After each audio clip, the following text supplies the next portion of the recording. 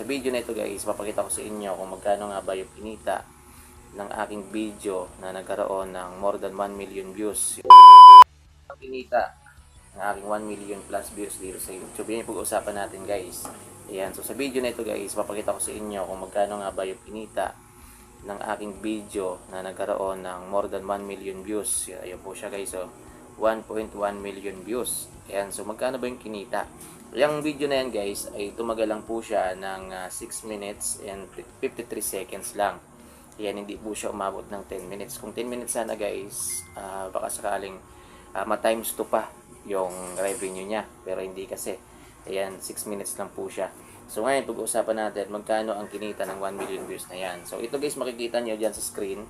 Yung video na yan guys, ay yung title niya, Mabisang Pumatay ng Daga. Ayan, parang informative talaga siya. So yung watch time niya guys, umabot po siya ng 60,000.5K. Kayo na bahala. Tapos, yung kanyang nag-gain na subscriber ay 6.6K yung kanyang nag-gain na subscriber. Ayun, nakikita nyo sa screen natin ngayon.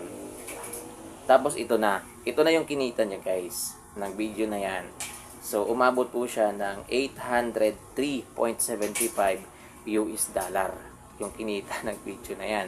So take note guys, yung video na yan umabot lang po siya ng 6 minutes plus lang, parang ganon. Kung 10 minutes sana yan guys, naging 12, siguro baka times 2 pa to. Yan, baka sakaling ito yung 803.75 uy, ay ma-times 2 pa. Yan. So may kukumputin natin kung magkano. So ayun, kung mapapansin nyo guys, dyan ngayon, yan yung number 1 na most viewed natin. Yan, nag-video dito sa YouTube. So ngayon, ayun o, yan yung Mabisang Pumatay ng Daga minsan. Tapos meron po siyang 1.1 million views at yung watch time niya 60,500 yung watch time niya. Yung estimated revenue niya 803.75. So ngayon kukumputin natin. Dito na tayo mag-compute. Yung dollar ngayon guys, ayan, 58.75. Ayan ngayon. So kukumputin natin.